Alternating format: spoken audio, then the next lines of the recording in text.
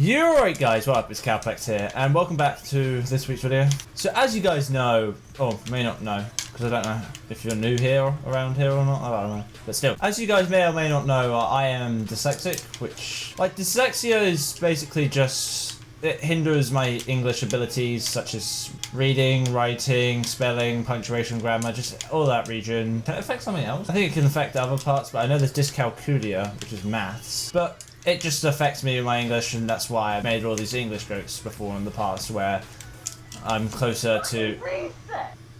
Okay, so basically in the past, when I did like exams and stuff, like my, I don't know, GCSE English exam, any exam pretty much, I had to go and take tests beforehand, like I think everyone does nowadays. But you go and take tests to see what you're capable at and what you're not really good at and what you might need an extra hand in. So for me, I took a test on laptop. In an exam, like my English exam, I was allowed to use a laptop. My reading skills, so say if I need someone to read for me, because if my reading's poor, but luckily for me, my reading's okay, my reading's a good age. But I'd say sometimes I hiccup on words, which... Verbs? Did I really just say verbs? Sometimes I hiccup on words which I can't, like, pronounce, or I just struggle reading.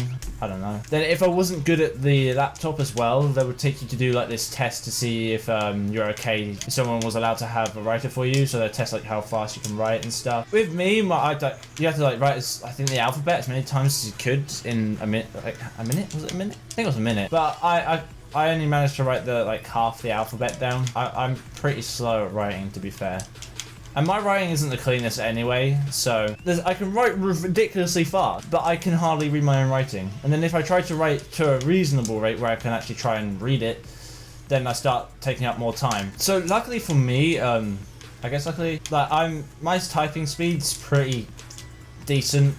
I'm not gonna say it's good, but it's decent. But compared to my writing, it's much faster, and I can get my words down better. So right now I'm on an ICT course in college, and half of my work's pretty much done on PCs. It just makes my typing a bit faster because I'm always typing and all that. So in the end, I was allowed 50% extra time with no laptop or 25% extra time with a laptop, and my writing's faster anyway with a laptop, so I took that option. But I was also given a reader because my reading is okay, but it's just, you know, not the best. So I was given a reader, and what this reader is basically a person who just sits next to you throughout the whole entire exam, and you just ask them to read like a sentence or something, or whenever you want them to. So I can say if I'm struggling to read in my biology exam photosynthesis, I could then say, what does this word say in the exam? I'll be in my own room, so that I wouldn't distract anyone else by me keep asking what does this word say. And then they would say, oh, photosynthesis, and I'll be like, oh, okay, I know how to read photosynthesis. And to me personally, I'm not like, I just found it quite uncomfortable when I have someone sat next to me the whole entire time. Because I feel bad because if I don't use them, I felt like I've wasted. I then feel like I've wasted their time. But although yeah, they're getting paid for it, it's their job, it's what they gotta do. I just feel like I'll waste their time.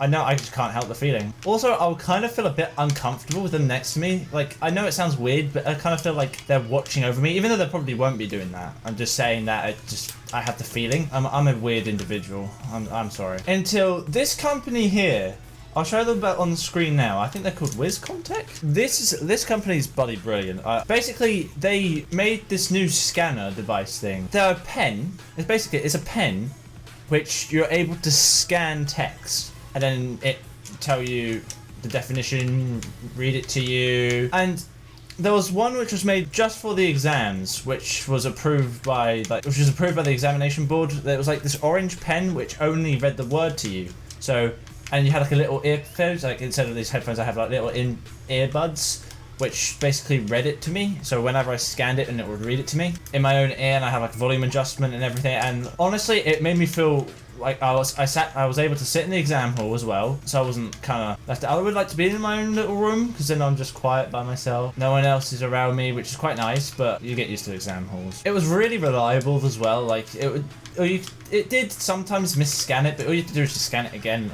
It would work.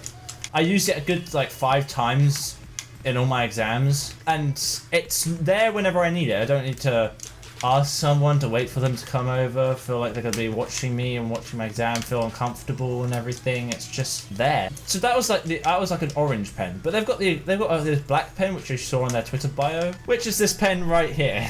This pen reads to me, and of course we're going to do a visual demonstration.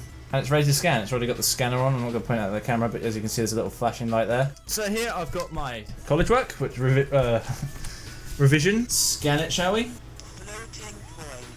Floating point. And then if I want to, I can go onto the words. So here's the word, floating point. I go onto it, floating. Then it also says like the definition as well. And there's the definition there. But this one you can't take into the exam though, because it tells you the definition and then you can like use it to your advantage and you have an advantage over everyone else. So I'm not allowed to take that into exams. But yeah, they were pretty good, although they were a bit like, once you put the headphones in, sometimes they felt like they were in, but they weren't.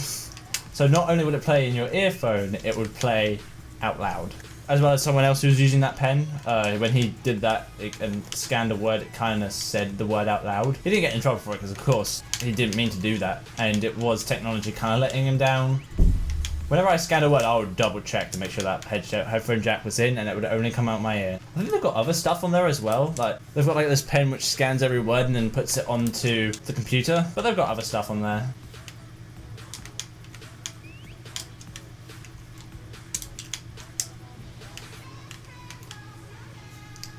Straight in between the rams.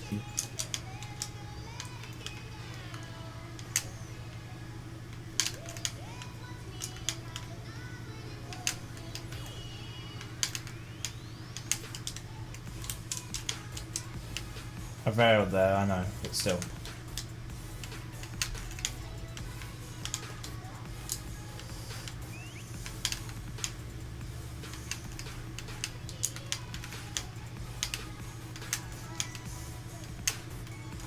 Such a bad line.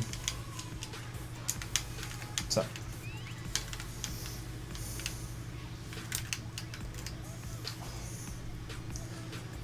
I feel like I've got worse at trick lining. Like that's such a bad line. I varied in it and I messed up quite close to the ending. But that's what I don't understand. Like here, there's props here.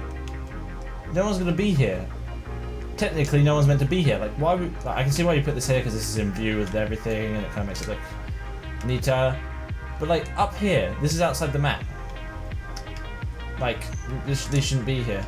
Although, yeah, you can walk back inside the map. I'm inside the map, and now... I'm outside the map. But seriously, hope you guys did enjoy this video. Hope you guys have a good rest of your day, and as always, cue the outro! Aww.